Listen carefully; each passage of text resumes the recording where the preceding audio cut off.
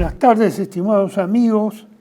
Hoy es 3 de marzo del 2026 y estamos iniciando la grabación de este video de la otra campana número 59, cuyo título es La guerra de los Estados Unidos contra Irán es una guerra exclusivamente por y junto con Israel. Es indivisible, la guerra es indivisible, el ataque a Irán lo hacen Estados Unidos e Israel en una forma indivisible, mancomunada. Por lo tanto, no hay excusa ni atenuantes para ninguno de los dos participantes en esta guerra. Hago esta aclaración porque se está señalando a través de los medios de comunicación de que se trata de una guerra de responsabilidad primaria de Estados Unidos. Y mire, eso realmente un ignorante puede decirlo. Y como en este mundo y especialmente en la Argentina hay muchos ignorantes, bueno, es probable que esa versión de la guerra con el tiempo pasa a ser una guerra específica y propia y exclusiva de los Estados Unidos y se pierdan en la memoria de los tiempos la participación activa o activísima del Estado de Israel para empujar a la guerra a Estados Unidos y para participar en la misma. Bueno, entonces entramos en el tema. Antes quiero recordarles que ustedes tienen acá la dirección y el tema de los dos videos anteriores que hemos iniciado este año, la otra campana 01/2026 y 02/2026.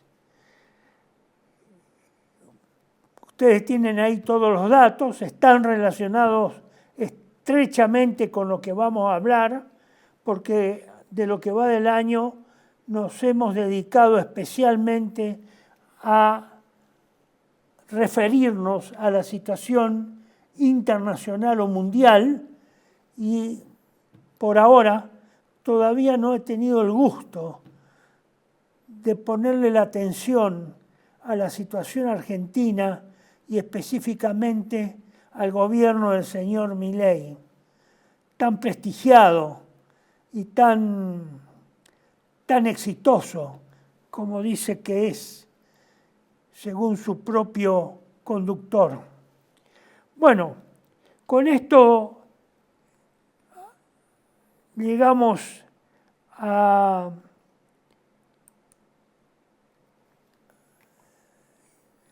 otra referencia también que está en internet y está también, pero en un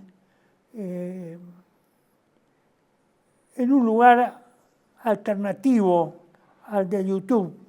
Me refiero a la descripción de la guerra contra Irán y el affair Epstein, que salió publicado el 10 de febrero en el diario La Prensa. Y esta es la dirección de internet de ese diario donde está el artículo sobre el sucio affair Epstein y la relación que hay entre ese affair y ese peligrosísimo expediente del señor Epstein con relación a la guerra con Irán, que ustedes recordarán que en el video número 1 de este año hemos sostenido que la guerra tenía por objetivo impulsar como distractivo, alejar a los públicos generales del mundo de que focalizaran en ese aborrecible expediente Epstein. Pero las amenazas de guerra y las tentativas que se hicieron desde diciembre, fines de diciembre del año pasado, hasta estos días en que ya están en guerra Estados Unidos e Israel contra Irán, no han logrado enterrar o desviar la atención del público mundial de ese gravísimo antecedente que mancha tanto a Israel como también y especialmente al presidente de los Estados Unidos y a los Estados Unidos mismos. El tema, los puntos claves que yo le llamo siempre a estas referencias o subtemas contenidos en estas claves son las que están ustedes viendo acá. Son 6 puntos. Cuándo se decidió dar la guerra, las falsas negociaciones de Trump desde diciembre hasta la fecha que se inician, hasta el sábado, en que se iniciaron las operaciones de ataque al Estado de Irán. El tercero es las mentiras esgrimidas por Estados Unidos e Israel para justificar el ataque. El cuarto, que los Estados Unidos e Israel se encuentran sin estrategia y preparación militar insuficiente para enfrentar a un enemigo de este calibre, que no es tan ligero, que no es tan liviano y que no es tan irresponsable. No es un enemigo cualquiera. Y evidentemente hay que tocar cuáles son las causales de esta ligereza con que se inició la guerra. Una ligereza que se inició apreciando que era una cuestión de 4 o 5 días, una semana como máximo. Y evidente eso no está resultando y no creo que tenga esa duración ni por casualidad. Creo que ello se debe, si me pone de nuevo, señor director, a la degeneración moral e intelectual occidental, que reina, moral e intelectualmente reina en Occidente esa degeneración, dado por el narcisismo arrogante, soberbio y vanidoso, que normalmente hacen equivocar y grandemente a los grandes imperios, a las grandes potencias, a los que se creen los poderosos del mundo. El punto 5 es la catástrofe política cultural del asesinato del ayatolá Ali Jamenei y su familia. Un grave error, precisamente por lo que acabamos de nombrar, de esa degeneración moral e intelectual propia del Occidente. Narcisismo arrogante, soberbio y vanidoso. Y la sexta es la tentación final del sionismo. Es la misma en la que cayeron Adán y Eva ante la oferta de la serpiente de que si comían el fruto de ese árbol prohibido por Dios, serían como dioses.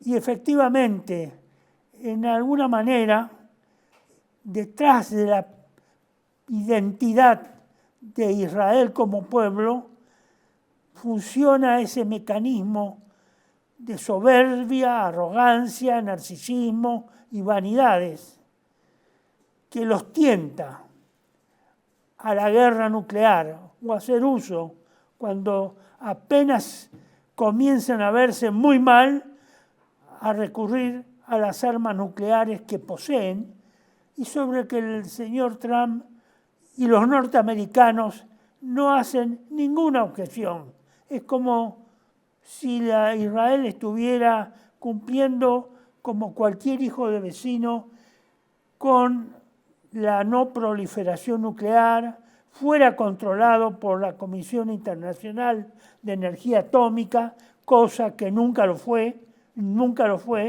y bueno, pero los norteamericanos son muy generosos y hasta han permitido que asesinaran a un presidente que tuvo que ver con la intención, según dicen muchas versiones, del asesinato de Kennedy, tuvo que ver su eliminación con su intención de controlar el desarrollo nuclear de Israel y poner a Israel bajo las mismas cláusulas que están todos los países del mundo bajo el control de la Comisión Internacional de Energía Atómica. Pero los elegidos y exceptuados son el único, es el Estado de Israel. Bueno,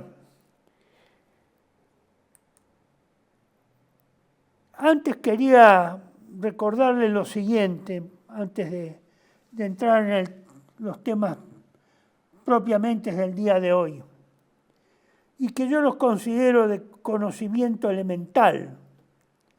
Y se trata de un artículo de algunas páginas que escribiera y publicara en Patria Argentina, bajo el título El Imperio Conquistado, y cuya tapa o imagen principal del artículo y única es esta bandera empapada en el centro con el símbolo característico del Estado de Israel. Eso lo he escrito y fue publicado en Patria Argentina número 222 el 11 de mayo del año 2006 en toda la página 7. Estimados amigos, esto digo que es elemental, porque ahí se explican las razones porque ya hace 20 años se van a hacer, que advertía que el Estado norteamericano o el imperio norteamericano era un imperio conquistado por el Estado de Israel y por los representantes y los lobbies del Estado de Israel dentro de los Estados Unidos. Eso ya no es un secreto que algunos teníamos o tratábamos de develar hace 20 años. Hoy eso es un secreto que distinguidas personalidades, académicos y militares retirados de Estados Unidos lo dicen casi diariamente en los programas en los que son entrevistados, de que efectivamente Estados Unidos está totalmente subordinado al Estado de Israel y a sus lobbies y a sus donantes. ¿Qué son los donors en inglés o donantes? Son los que financian las campañas al Congreso de diputados o representantes y senadores. Ellos prácticamente controlan efectivamente el Congreso de los Estados Unidos y lo controlan facilitando los dineros para los candidatos que se someten a su voluntad y apoyan sus posiciones, es decir, del Estado de Israel, en el Congreso durante su mandato. Los que los traicionan o los que no cumplen con ese mandato, en ese convenio que se ha hecho o hacen privadamente para darle los fondos para sostener su campaña, obviamente son borrados de la lista de beneficiados y Por el contrario, a los que se oponen o a los que compiten con ese representante o senador o pretenden competir de nuevo para continuar en el Congreso, son financiados por los benefactores israelíes o del lobby de Israel. Esto ya no es un secreto a voces, ya es a diario. El que no quiere saber es porque no quiere entenderlo, no quiere comprender esto. Pues ya esto no es antes, hasta hace algunos años. Nadie hablaba en Estados Unidos de esta posibilidad. Eran escasos, rarísimas las personas que intentaban dar una explicación más o menos clara, que se pudiera entender.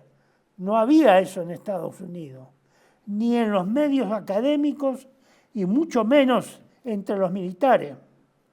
Hoy eso es muy común, basta que lo vean a algunos de los personajes más vistos de YouTube, y este es un discurso que lo van a estar reiterando permanentemente, porque es su problema, es el problema de la independencia, de la segunda independencia norteamericana. ¿Cuál va a ser la segunda independencia norteamericana? La independencia del Estado de Israel.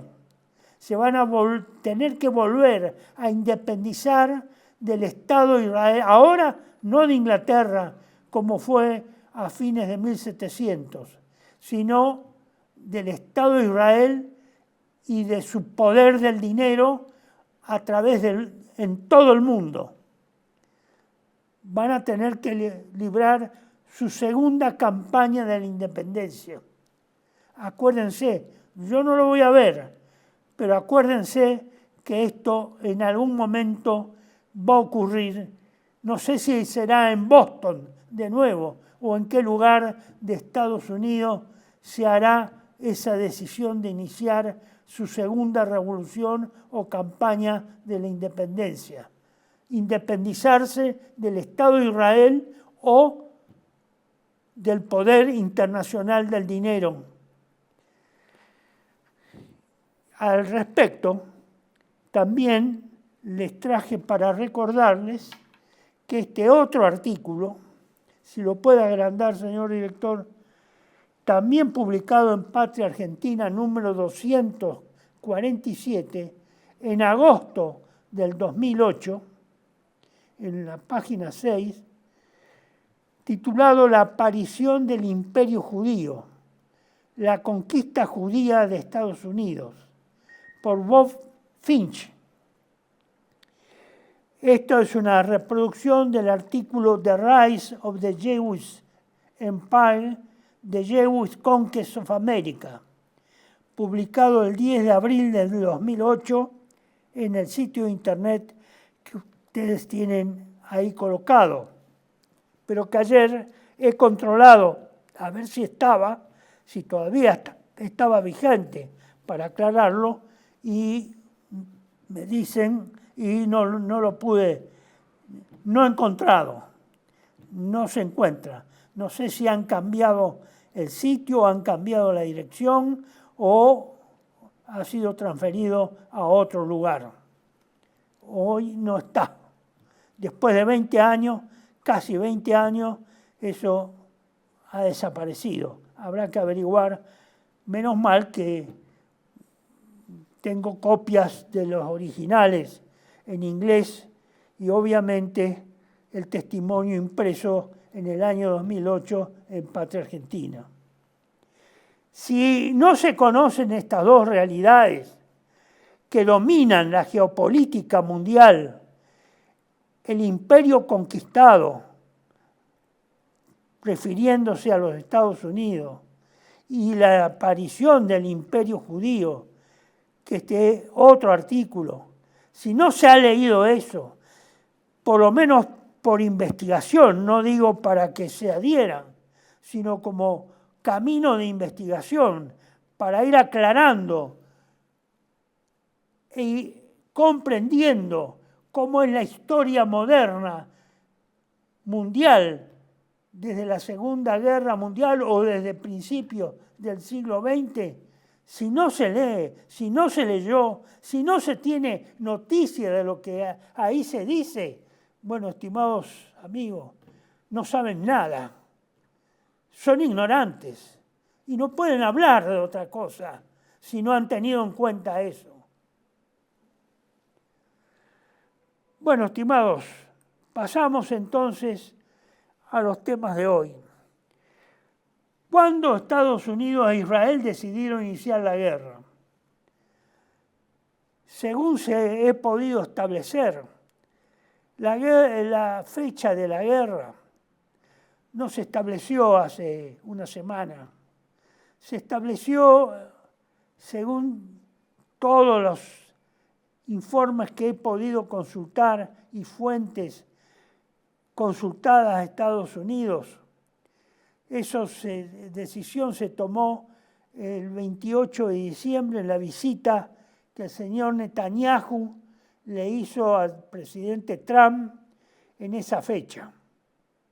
Creo que la reunión fue en la residencia de él en Miami, en Mar-a-Lago. Ahí se puso la fecha. Ahí se tomó la decisión de atacar a Irán. Es decir, que desde el 28 de diciembre hasta el 28 de febrero, todo lo que hemos visto de reuniones diplomáticas o pseudo diplomáticas, a los comentarios de uno y otro lado, a la actuación de los dos representantes inmobiliarios del señor Trump, su yerno Kushner y el señor Witkoff, también otro agente inmobiliario muy afortunado de Estados Unidos y amigo del presidente Trump. Todo eso ha sido un verso, ha sido una pérdida de tiempo, han sido sesiones de entretenimiento para los giles, como somos la masa de los miles de millones que habitamos esta tierra.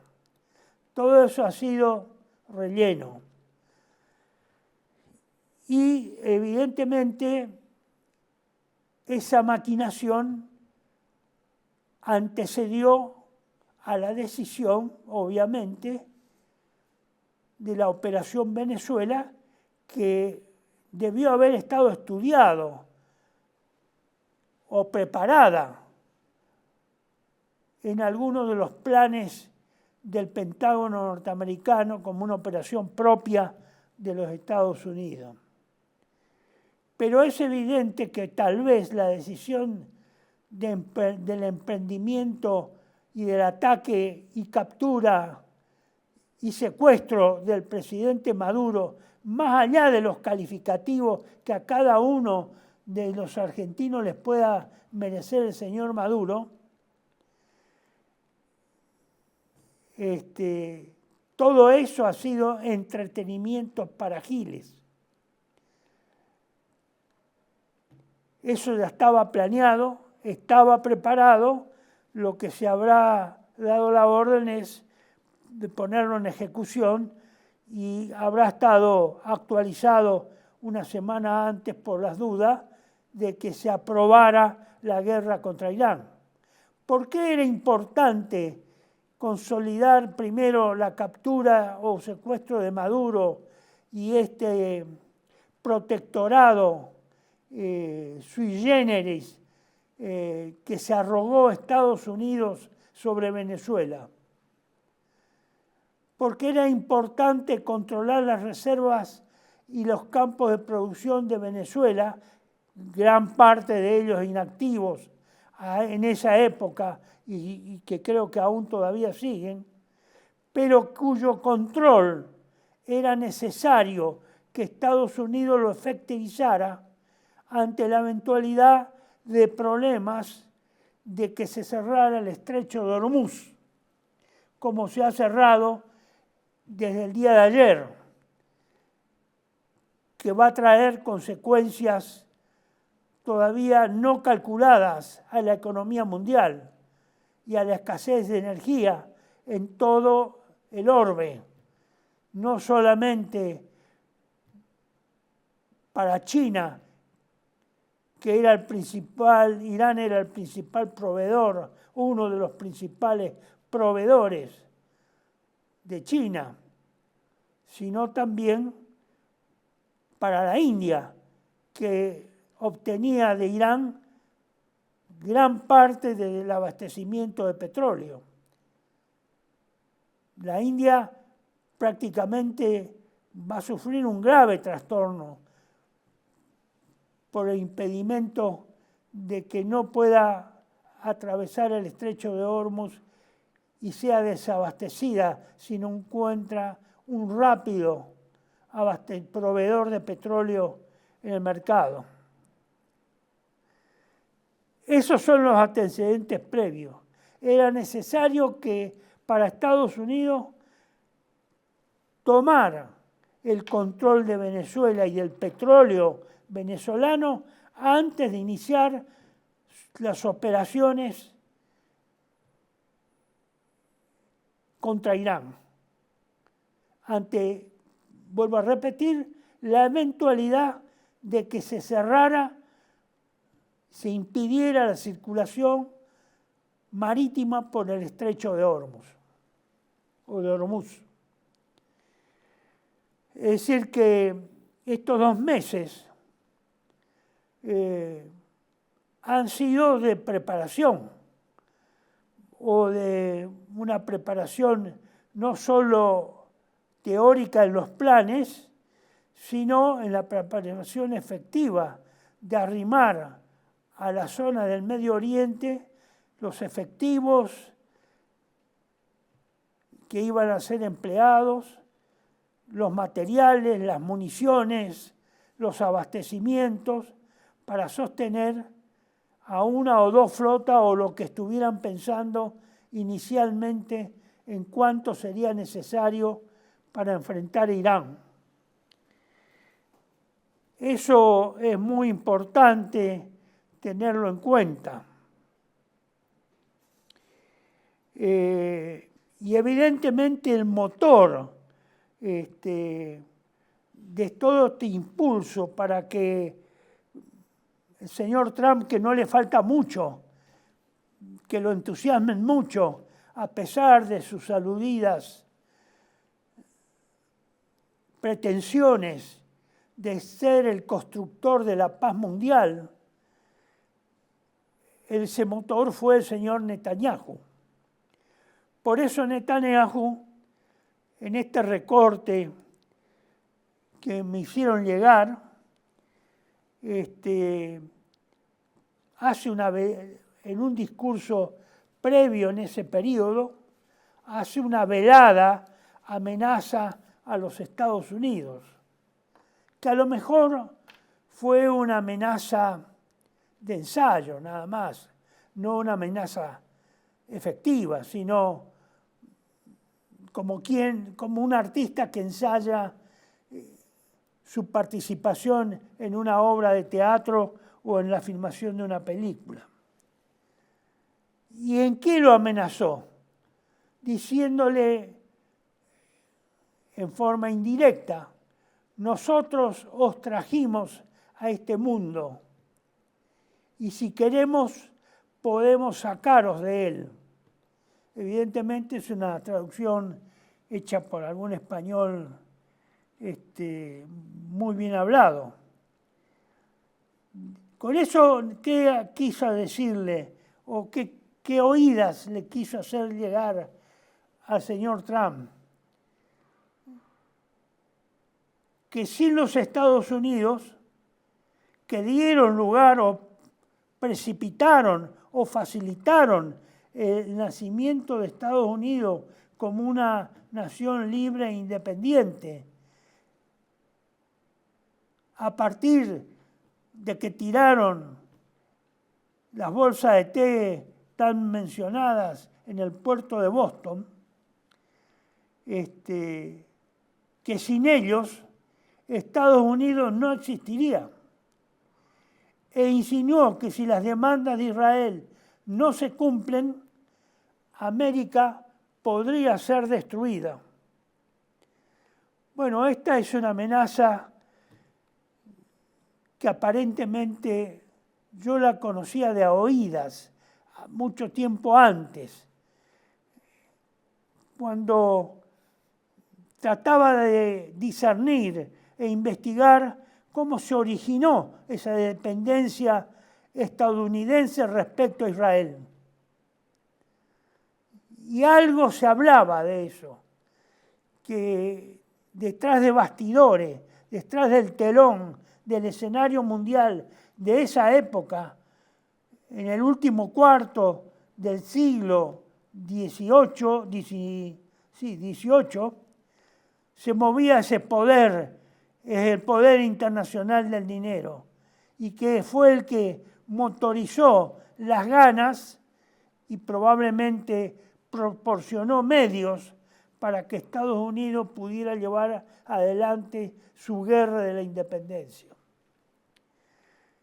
Es un recordatorio que hizo entre estos 2 meses el señor Netanyahu en un discurso público.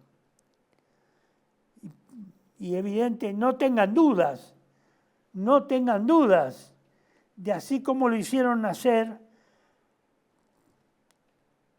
este poder oculto, el poder del dinero, puede hacerlo desaparecer de la misma forma y con la misma intensidad y rapidez. No tengan dudas. Hoy el mundo está en manos, como dijo el Papa Pío XI, y yo lo he reiterado en el video anterior, en su encíclica 40º Anno, del año, vuelvo a repetir, de 1931, dentro de pocos años, 5 años, se va a cumplir un siglo, en la que denunció esa nueva categoría política que es el imperialismo internacional del dinero. Y que obviamente he tratado durante 20 años de difundir eso, de insistir sobre eso, de animar a que por lo menos la Iglesia Católica difundiera y hiciera comprender y abriera el espacio, la inteligencia y el discernimiento de sus fieles para saber de qué se estaba hablando en esa encíclica. Bueno, yo no tuve ninguna ayuda, ningún poder en la sombra que me impulsara como impulsaron la independencia de los norteamericanos. Y obviamente mi intento fue grande, mi esfuerzo fue grande, pero haré en el mar, como diría Bolívar, o dijo Bolívar, haré en el mar, porque ni la Iglesia Católica se atrevió a escuchar. Al contrario,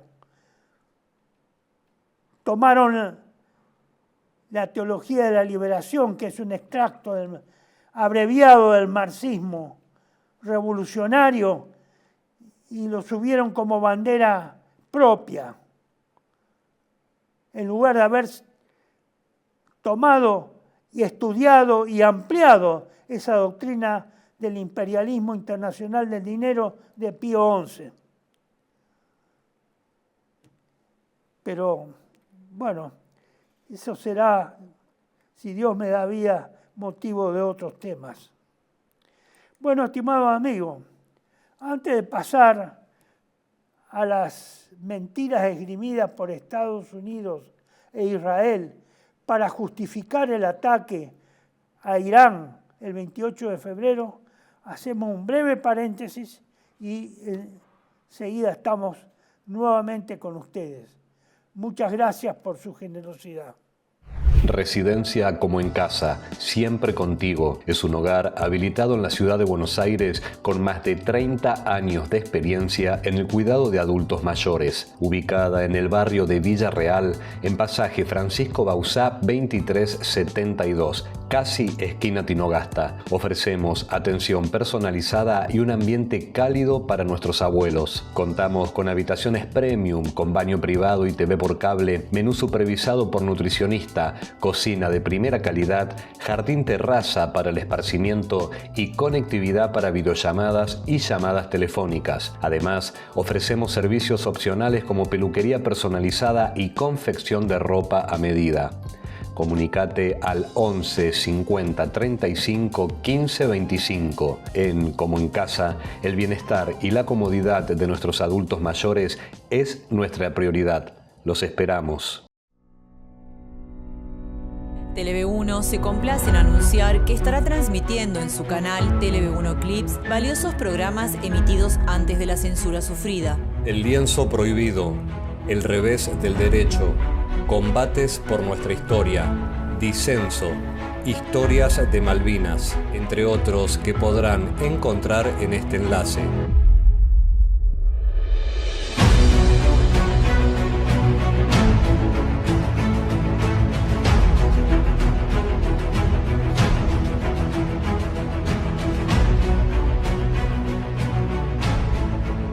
Agradecemos su aprovechamiento y difusión. Bienvenidos a CEPA, Centro de Estudios del Pensamiento Americano. Nuevo sitio web de cursos de formación en política, filosofía, historia, literatura, geopolítica, religión, psicología y más. Cursos de formación que reflejan el verdadero pensamiento americano. Lo invitamos a elegir el curso de su agrado ingresando en www.cepa.la.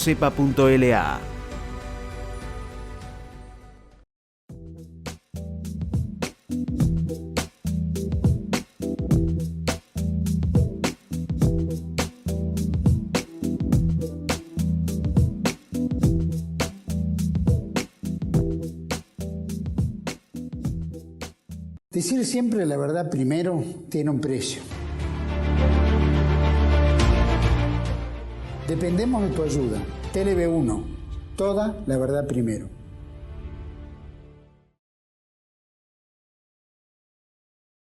Estimados amigos, estamos de vuelta.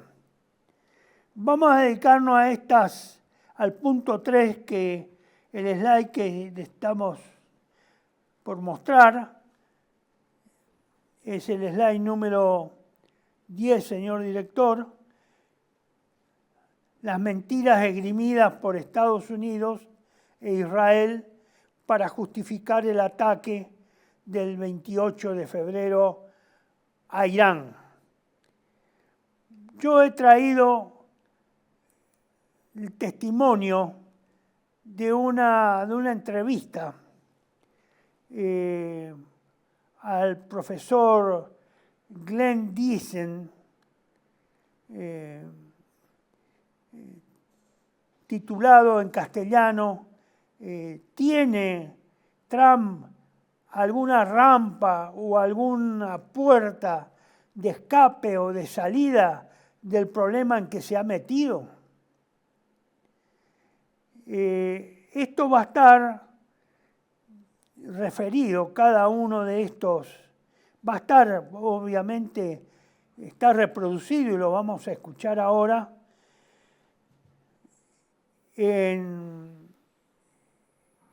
Son breves, no es un video entero, son cada uno como máximo 2 minutos y medio, pero es bueno que lo escuchemos. Here's Trump's strongest and best case from the State of the Union address the other night. As you may know, I can't imagine you watched the whole thing. Most Americans didn't. It went on for an hour and 48 minutes. The Democrats stood and applauded only once at the end of this statement. Chris, number 13. They've already developed missiles that can threaten Europe and our bases overseas, and they're working to build missiles that will soon reach the United States of America.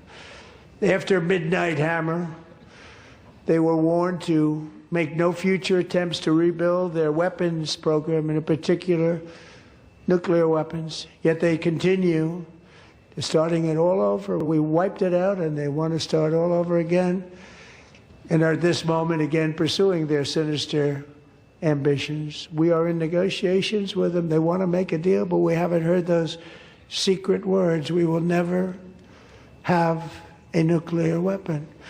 My preference is to solve this problem through diplomacy. But one thing is certain, I will never allow the world's #1 sponsor of terror, which they are by far, to have a nuclear weapon. Can't let that happen.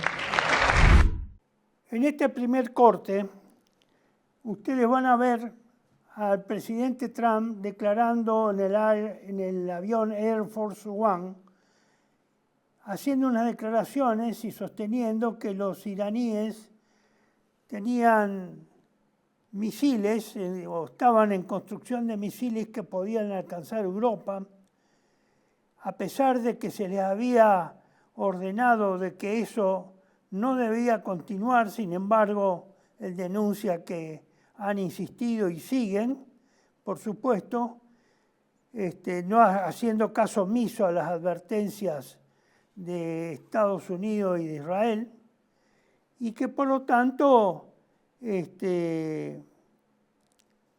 estaban en libertad de acción, de que algo se debía hacer.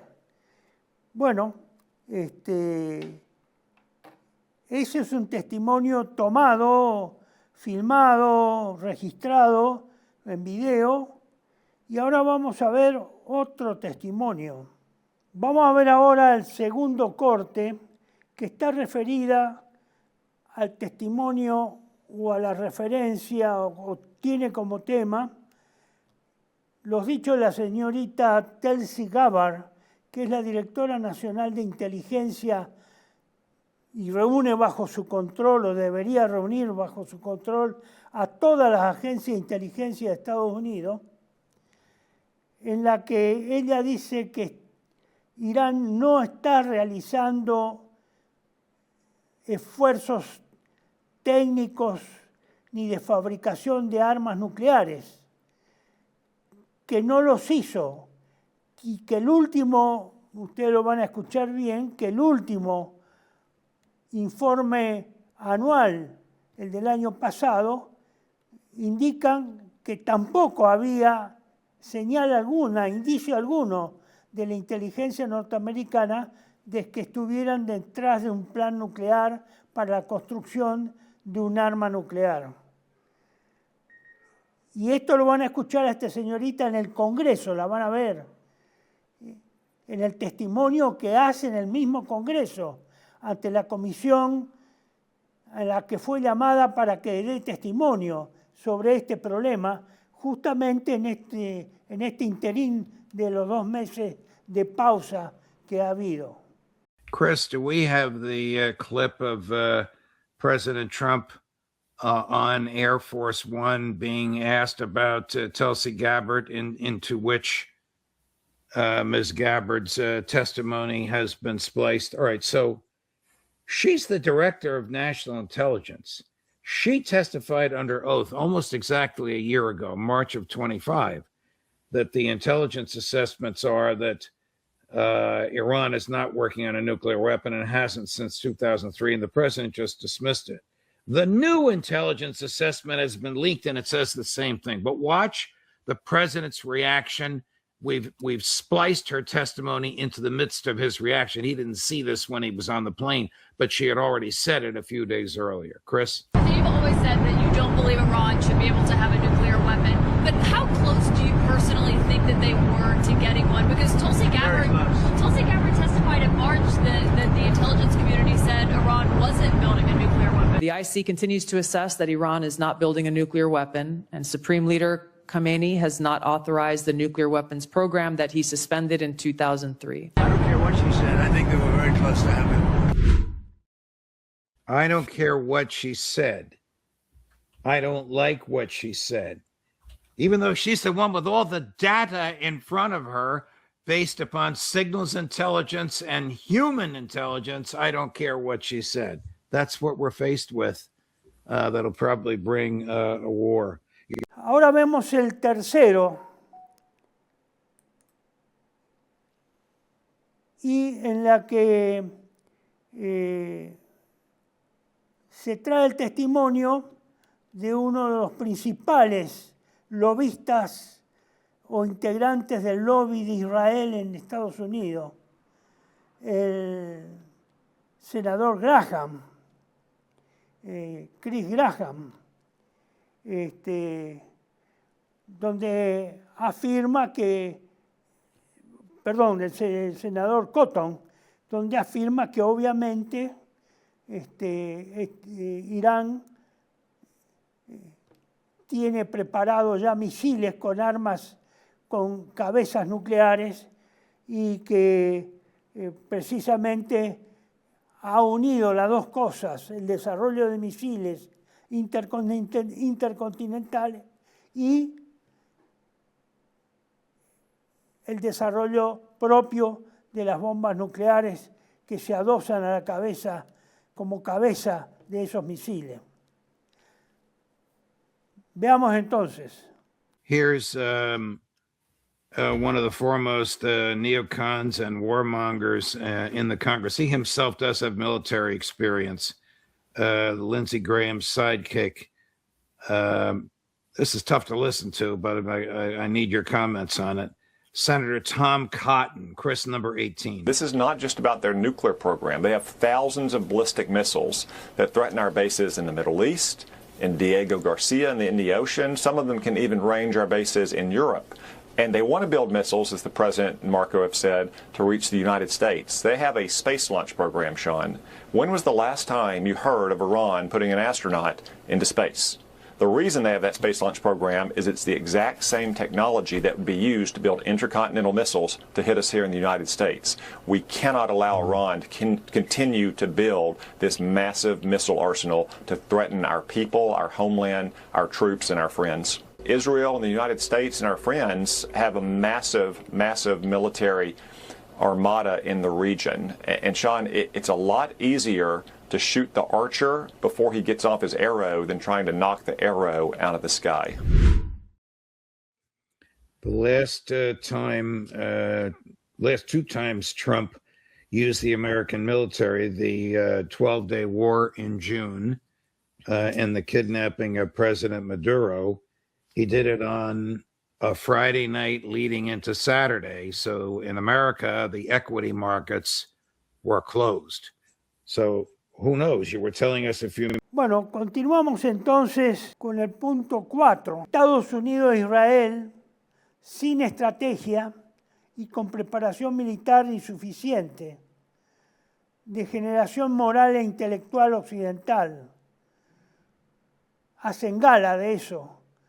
El narcisismo arrogante, soberbio y vanidoso, que es lo que le ha llevado probablemente a cometer este error de lanzar una guerra en los que ya en estos 3 primeros días de combate y de intercambio de ataques se ve que a Estados Unidos ni a Israel le va de una, le va exitosamente.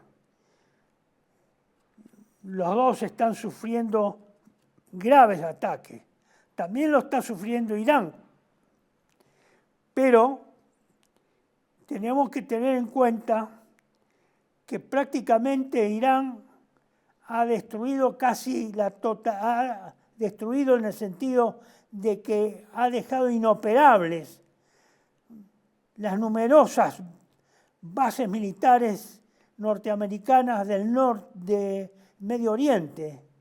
Inclusive, la más dañada es la base naval que está en el estrecho de Hormuz, que es la más grande y la más importante. Base naval que se suponía que los destructores que acompañan a los portaaviones, una vez que lanzaban sus misiles y agotaban el stock de su munición, tenían que volver a ese puerto a recargar, porque ese es un grave problema que tiene el lanzamiento de misiles con naves de la Marina norteamericana. Tienen que volver a reabastecerse de misiles. Ese puerto hoy está absolutamente inoperable y probablemente siga inoperable por varios días. Inclusive, ese puerto tenía un radar de última generación de gran alcance, decían que podía alcanzar 5.000 kilómetros, que daba la alerta temprana a toda la zona del Medio Oriente, que fue destruido el primer día. Fue destruido. ¿Saben cuánto cuesta ese radar? $1 billón como mínimo. ¿Escucharon bien? No 1 millón, $1 billón. $1 billón. Fue totalmente destruido. Es decir, que la flota, la quinta flota, ha quedado ciega, sin capacidad de detección temprana y sin capacidad probablemente de reponer o reinstalar un radar de esa calidad y de ese costo altísimo que tiene.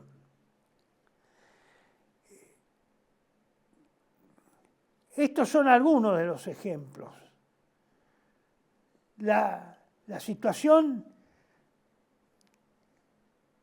y el error cometido de apreciación de estos dos aliados, Estados Unidos e Israel, me parece que exagerado en el sentido de que impensable, de cómo han llegado a simplificar tanto las cosas y a sobreestimar tanto su poder, que me parece que se están llevando, por lo menos hasta estos 4 días primeros de la guerra, bastantes sorpresas y muchos dolores de cabeza. No era esto lo que ellos esperaban. Ellos esperaban estar negociando. Hasta ahora,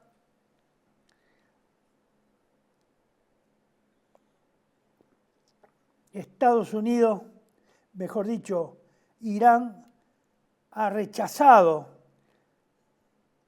la intermediación que pretendió hacer Italia, o mejor dicho, Marcos Rubio, el secretario de Estado, a través de la primera ministra Meloni, para que sugiriera a Irán iniciar nuevamente las conversaciones, lo cual habría sido rechazado absolutamente por el gobierno de Irán. Bueno, esto nos da una pauta de que evidentemente Irán o fue muy subestimado, pero muy subestimado, y a su vez esta alianza de soberbios, arrogantes y vanidosos norteamericanos e israelíes se han sobreestimado en exceso, pero en exceso, al cometer tan graves errores de apreciación respecto a la respuesta que podía tener este país muy despreciado y muy castigado desde hace 40 años, desde su nacimiento en el año 1979, con la revolución de los ayatolás.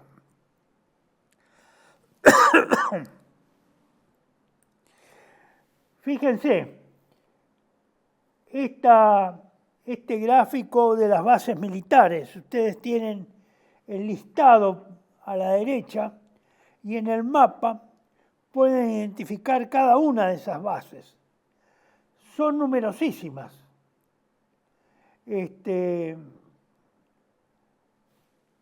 por lo menos, como mínimo, ahí hay 20 bases. Todas están bajo, ya lo vamos a ver, fíjense en el detalle ahora, bajo el radio de acción de los alcances de sus misiles más potentes. La siguiente, señor director. Fíjese en este otro gráfico. Ahí al pie ustedes tienen cada tipo de misil, el alcance que tiene. Evidentemente, alcance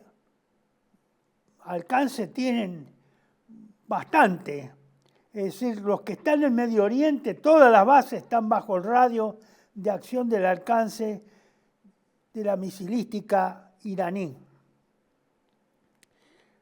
En este otro gráfico, el siguiente, señor director, ustedes pueden darse cuenta mejor, porque sobre un mapa, un relieve de Europa, ustedes pueden ver los círculos que se irradian desde Irán, llegan hasta los 2.000 kilómetros, lo cual es una distancia muy considerable, muy importante. Y el Medio Oriente está completamente cubierto por esa distancia, de 2.000 y prácticamente de 1.800 kilómetros. Está casi completamente cubierta. Ahora, se comentaba que los iraníes tenían estas capacidades y tenían las cantidades suficientes para reabastecerse durante un tiempo prolongado de estos misiles. Todo el mundo ha visto esas ciudades enterradas o depósitos enormes enterrados en las montañas, en la roca, donde se desplazaban a camiones en ambas manos de direcciones, en una extensión bastante considerable en lo que alcanza a verse, llenos de misiles. Evidentemente eso debe estar bajo buen cuidado, porque de lo contrario ya no hubiéramos enterado que alguno de esos depósitos habría explotado por los ataques norteamericanos o israelíes. En cambio, Israel y Estados Unidos, solo la parte marítima, la parte naval norteamericana y también israelí, tienen que volver a puertos y ejecutar la descarga de los nuevos misiles para dotar a esos destructores de nuevo material y que nuevamente tienen que desplazarse hacia los lugares del frente, que no son 20 kilómetros, 50 kilómetros, son a veces hasta cientos de kilómetros que tienen que desplazarse. Son horas que les lleva volver al lugar de batalla o de disparo. Es decir, no es tan cercano, no es tan fácil la logística de abastecimiento de munición que tienen los norteamericanos y los israelíes. Es compleja. Por eso, mucha gente que era entrevistada aconsejaba, obviamente, atacar primero las bases norteamericanas, de forma tal de impedir que esas bases sean reabastecidas por vía aérea o en forma marítima, quedaran inutilizadas para el reabastecimiento y para el aterrizaje de aviones que reforzaran o reemplazaran las cuotas de munición, especialmente de munición, que es lo más pesado a transportar en una guerra.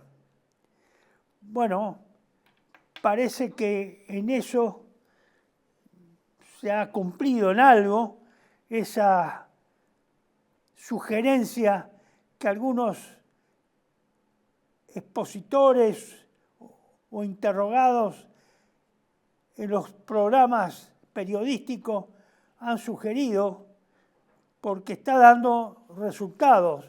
La dificultad de reabastecerse de municiones, especialmente en estas situaciones de escasez de tiempo. Vamos al punto quinto, que es muy importante. La catástrofe política cultural del asesinato del ayatolá Ali Jamenei y su familia. Bueno, acá ha habido otro horror catastrófico, diría, ya que hablamos de catástrofe política cultural. Y agregué política la palabra cultural, porque lo que se afecta con el asesinato del ayatolá Jamenei y su familia completa, evidentemente golpea los aspectos más sensibles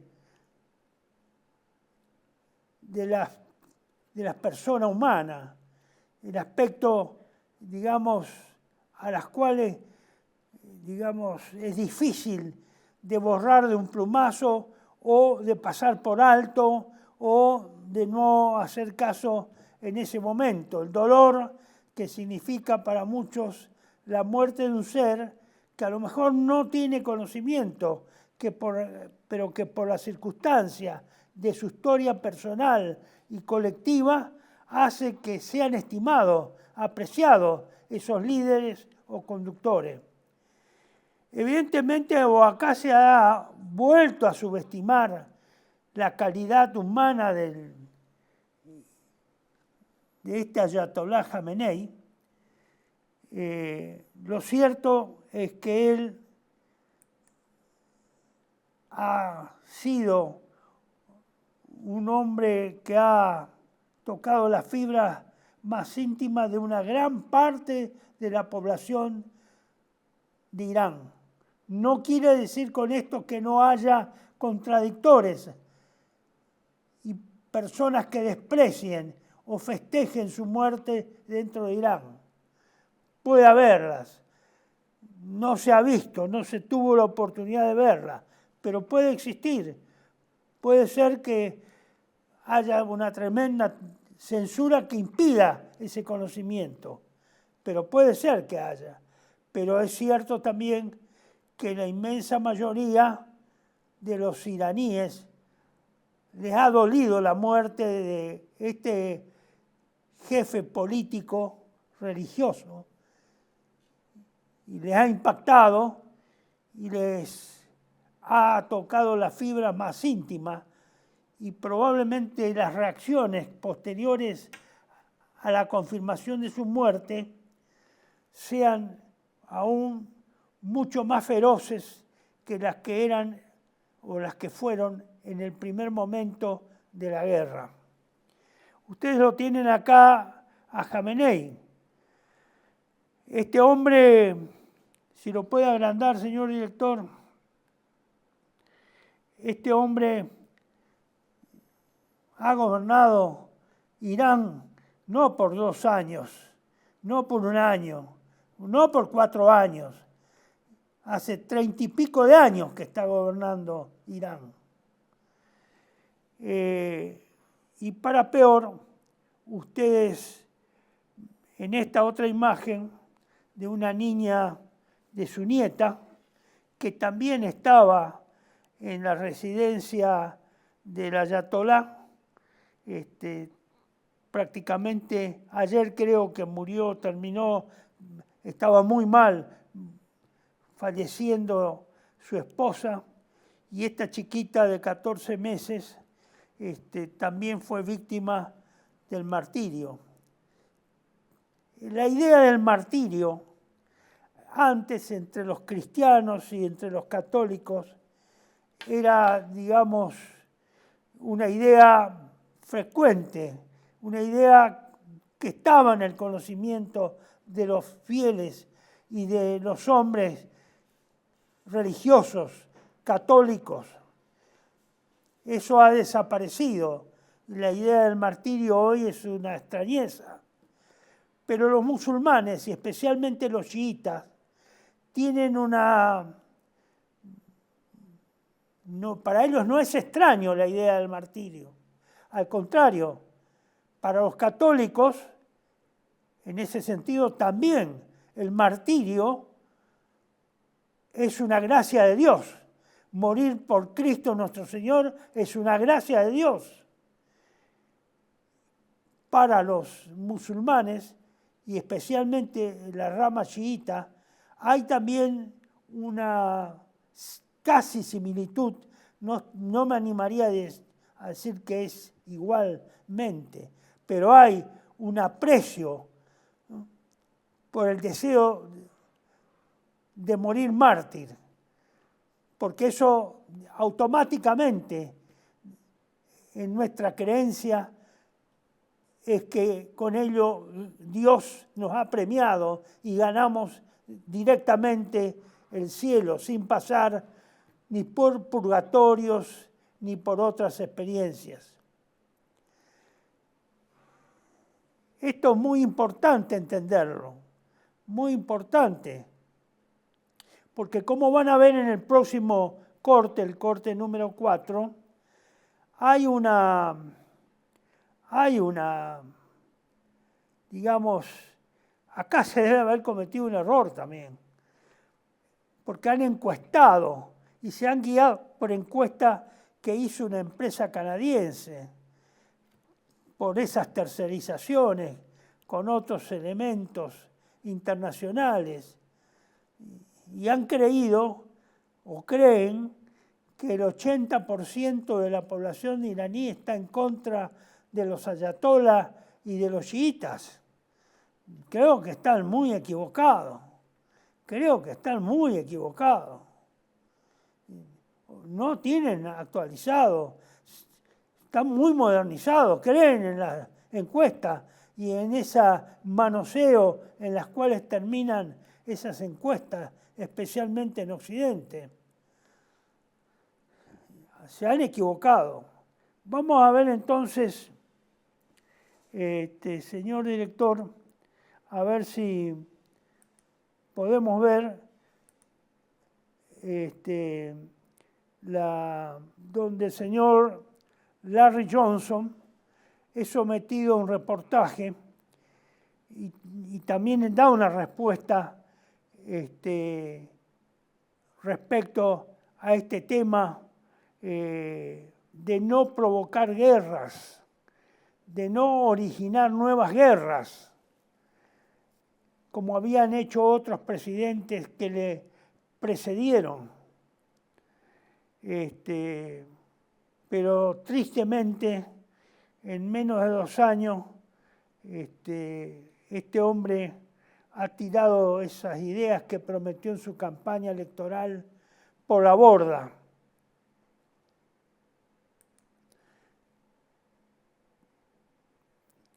Y es así como se ha cometido nuevamente otro error catastrófico de disminuir la capacidad de resistencia moral, cultural del pueblo iraní cuando es afectado, por ejemplo, la vida de su líder, no solo la de él, sino la de toda su familia.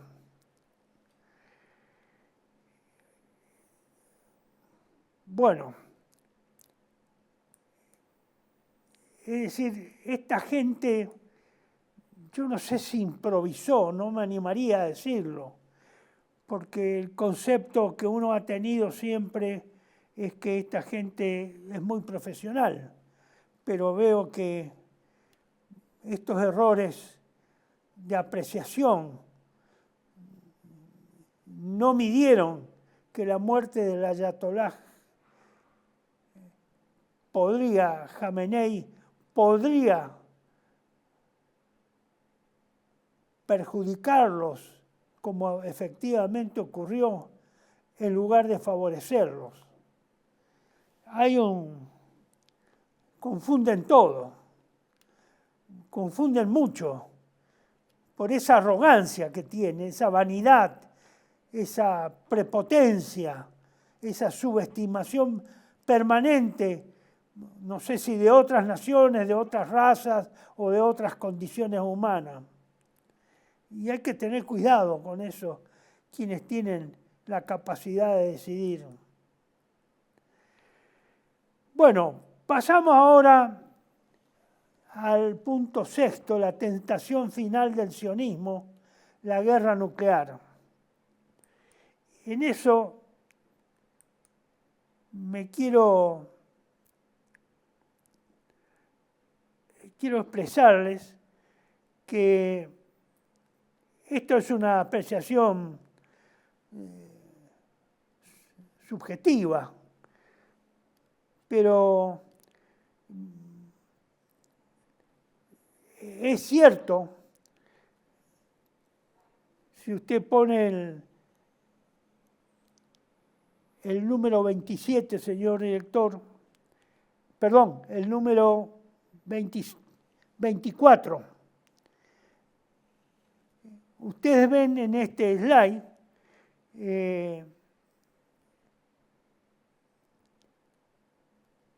que ya venían advirtiendo en entrevistas o exposiciones estudiosos serios y responsables de origen norteamericano, tanto de académicos como militares prestigiosos, retirados, que consideraban que Estados Unidos y sus eventuales aliados no tenían los recursos ni estaban debidamente preparados para una guerra que se extienda más de 2 meses. En consecuencia,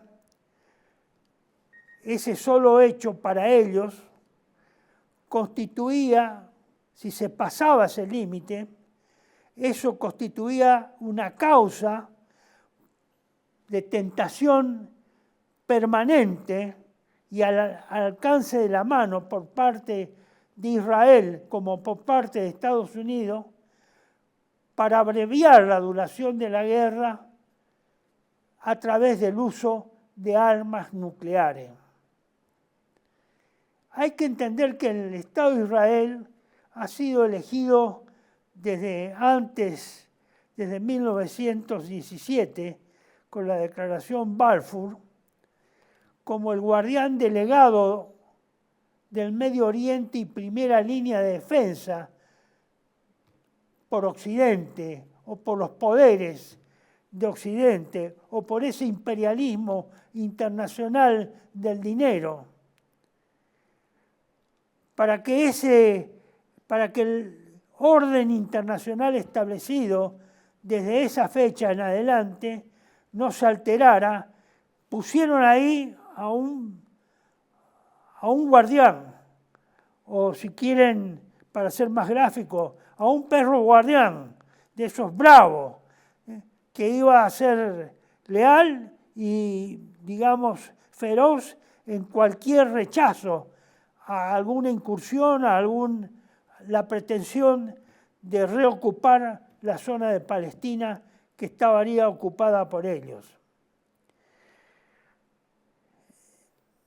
Eso se agudizó a partir del establecimiento pleno del Estado de Israel en 1948. Y ahí es donde Israel comienza denodadamente, ni bien afianza en los primeros meses, comienza a la búsqueda de la tecnología nuclear para transformarla en armas como la garantía de su supervivencia. El ex primer ministro Shimon Peres fue el arquitecto de la energía nuclear de Israel. Él fue el que, digamos, hizo el esfuerzo, el mayor esfuerzo, para que eso se concretara, y en Dimona se construyó lo que sería hoy para nosotros la Comisión Internacional, la Comisión de Energía Atómica Israelí. El problema que tiene el Estado de Israel es son muy proclives a exacerbar su soberbia y a exaltar sus victorias, basado en creencias religiosas que pueden o no estar justificadas, pero que las creen y que por lo tanto las viven y por lo tanto se justifican en ellos para obrar. Que otras naciones, otros pueblos, no tienen esa motivación. Ellos sí la tienen. No voy a juzgar si son buenas o malas, pero las tienen. Es un hecho de la realidad. Además tienen una tendencia a combinarla con el exterminio de sus adversarios cuando se encuentran en una situación adversa o difícil. Israel tiene armamento nuclear, que nunca estuvo bajo el control de Estados Unidos, ni tampoco lo está en la actualidad, y por lo tanto será el más proclive a recurrir al uso de armas nucleares, dada su mayor debilidad relativa respecto a Irán. Por ejemplo, ante la eventualidad, Dios no quiera que ocurra, que haya un ataque tan impetuoso de Irán que produzca estamos hablando de catástrofe, una catástrofe y una mortandad que les pegue muy fuertemente. Ellos pueden en el arrebato perder el control, porque tienen esa facilidad y la justificación para ello la encuentran muchas veces en su creencia religiosa o en su superioridad por la predilección que Dios ha tenido sobre su pueblo.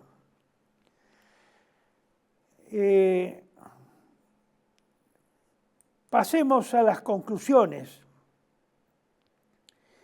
Estas que ustedes ven acá, yo las he ofrecido en el video anterior, no tienen modificaciones, no he encontrado otros elementos de juicio para modificarla. Sí quiero reiterar este concepto del poder internacional del dinero como el único y verdadero poder humano material que se opone al poder de Dios, que es espiritual y divino. Eso quedó plasmado, como ya les dijera, en la encíclica 40º año del Papa Pío XI, en 1931. Eso tiene su réplica laica, sin recurrir a fundamentos religiosos, en este libro que ustedes están viendo acá, escrito por un civil, un doctor Carroll Quigley, fue escrito en 1966, Tragedia y Esperanza. Yo muchas veces me he referido a este libro, no está traducido al español, Pero esto confirma este párrafo de esta página que yo les ofrezco hoy, nuevamente la número 324, sintetiza en todo ese libro de más de 1.200 páginas, sintetiza lo más importante de la doctrina, digamos, del fundamento de la que seguramente en principio el Papa Pío XI en el 66 ya estaba muerto y obviamente no pudo conocer este libro, pero de lo que él sabía o se conocía en el Vaticano sobre la existencia de este poder. Y este poder se basa en el capitalismo financiero y dice que tiene un objetivo trascendental. Este hombre que escribe, Quiglee, esto es para estos neoconservadores, para el lobby de Israel. Este hombre es como, si dijéramos, la Biblia, escribió la Biblia de la modernidad, de la globalización, del poder del dinero. Es como si ahí estuviera resumido los fundamentos de ese poder. Pretende nada menos que crear un sistema de control financiero mundial en manos privadas capaz de dominar el sistema político de cada país y la economía del mundo como un todo. Este es el dogma central del poder internacional del dinero. Dominar el control o establecer un sistema financiero donde se controlan cada uno de los sistemas financieros de cada país y que se controle a través de eso, se ejerce el dominio político, el dominio sobre el sistema político de cada país y de la economía de ese país, de cada uno de los países. Es el poder de los poderes materiales que hay en la tierra. Dice, ustedes lo tienen ahí en exhibición, la continuación, que ha estado controlado de modo feudal por los bancos centrales del mundo actual, concertadamente y por acuerdos secretos a los que se llegan en reuniones privadas y conferencias. Fíjense ahí que yo no lo subrayé, pero vale la pena que ustedes lo subrayen. Acuerdos secretos. Quiere decir, dada su condición de privado, ellos tienen la capacidad de establecer acuerdos secretos. Cada banco central buscó dominar a su gobierno. Los bancos centrales en la mayor parte de los grandes países son privados, no son estatales. Para controlar los préstamos al tesoro del Estado, para manipular el mercado de cambios, en la determinación del nivel de la actividad económica del país y en influir sobre los políticos. Influir sobre los políticos colaboracionistas mediante recompensas posteriores en el mundo de los negocios. Ese es el soborno sobre los políticos. Controlar a los políticos para que las leyes se ajusten a los propósitos y objetivos de este poder privado que concentra la riqueza de cada país y concentra la riqueza mundial, es decir, de la suma de todos los países del mundo. Y que la cúspide de eso ha sido el Banco de Pagos Internacionales, el BIS, de Basilea. Ahí está la cúspide del sistema, un banco de propiedad privada y controlado por los bancos centrales del mundo, también privados, que también son corporaciones privadas. Página, como ya dije, 324. Si se desconoce esto, Si no se entiende qué es esto y cómo está constituido este poder, y miren, estimados amigos, estamos perdidos, porque no sabemos nada y nadie puede discernir nada, sobre nada de la realidad, porque la realidad principal es esta. Esta es la realidad principal humana, material. Y si no se sabe de esto, no se puede hablar sobre otras cosas. Estimados amigos, por eso esto es tan difícil avanzar en este tema y ha sido tremendamente dificultoso hacer entender a gente buena, gente bien, gente honesta, extraviada por la ideología liberal masónica, extraviada en su niñez, en un sistema cultural que les puso un molde ideológico que parece inamovible, parece fundado en piedra o escrito en la piedra. Es difícil remover esto sin la ayuda de Dios. Por eso bien decía el padre Membiel que la Argentina no tenía solución humana, que solo Dios podía solucionar los problemas de Argentina. Por eso yo me he adherido siempre, especialmente a partir del año anterior, a hacerlo público, no tener vergüenza de ser católico y a creer que solo Dios podrá solucionar los males en la tierra y en la nación argentina. No hay solución humana para Argentina ni para el mundo. Por eso tal vez estemos transitando los últimos tiempos o comenzando a transitar, ya que tal vez esos anuncios que nuestro Señor manifestó que se iban a ver en los últimos tiempos a través de signos en el cielo, hoy tal vez, si no está nublado, o en el horario que corresponda, o a través de la televisión se podrá ver en otras latitudes este eclipse de luna y podamos ver nuevamente una luna roja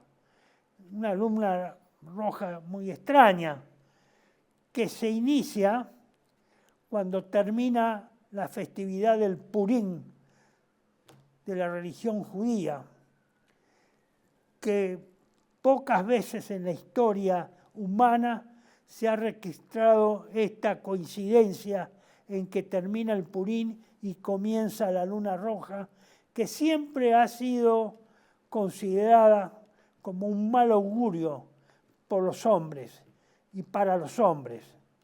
Esperemos que Dios bendiga al mundo y a la Argentina, que bendiga a los más fieles, a sus más fieles seguidores. No puedo pedir para todos, tengo que pedir para los más fieles, primero, para los más fieles. A Dios, leales a Dios. Tenemos que pedir su bendición, su guía, su protección, que nos aleje y huyamos de Satanás. O mejor dicho, que aleje de nosotros a Satanás, que los destierre de la dimensión humana la influencia de Satanás y de los espíritus malignos que lo obedecen. Por eso, una vez más, hoy no tengo, lo he sacado por un error, la figura de la medalla de nuestro santo San Benito, de la cruz de San Benito, que les pido que me acompañen o con la oración en verbal o mental. La Santa Cruz sea mi luz y mi faro, no sea el demonio mi guía. Fuera Satanás, Va de retro, Satanás. No me aconsejes vanidades. Tú solo brindas cosas malas. Bebe tú, Satanás, esos venenos. Amén. Y nuestra súplica que siempre hacemos a Dios nuestro Señor, al Sacratísimo, al Sagrado Corazón de Jesús y al Sacratísimo Corazón de nuestra Madre del Cielo, la Santísima Virgen María Inmaculada. Salva a lo mejor del pueblo argentino, Sagrado Corazón. Salva a lo mejor del pueblo argentino, Sagrado Corazón. Salva a lo mejor del pueblo argentino, Sagrado Corazón. Muchas gracias, muy apreciados amigos. Mi agradecimiento sincero a todos aquellos que han tenido la generosidad de escucharme y mucho más a aquellos que a través de estos fundamentos ligeros que puedo brindar en 1 hora y media, sigan y profundicen la investigación, difundan estos conocimientos, relacionen la información, relacionen los conocimientos. Los conocimientos son para relacionarlos, no están aislados, constituyen una red y que podamos salir de estas trampas que nos ha tendido a través de la historia Satanás, el diablo o el demonio, que en última instancia es siempre el mismo, es la vieja y antigua serpiente o el antiguo dragón. Así sea. Será hasta la próxima. Ánimo, fe en Dios y en la Santísima Virgen y poner todo lo que se pueda para la difusión de la verdad.